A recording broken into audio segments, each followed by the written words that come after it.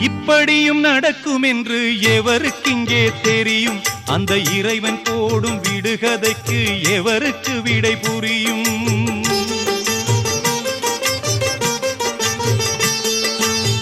இப்படியும் நடக்கும் என்று எவருக்கிங்கே தெரியும்? அந்த இறைவன் போடும் விடுகதைக்கு எவருக்கு விடை புரியும்? இது யார் செய்த பாவம்? பதில் யார் சொல்லக்கூடும்? இது யார் செய்த பாவம்? பதில் யார் சொல்லக்கூடும்?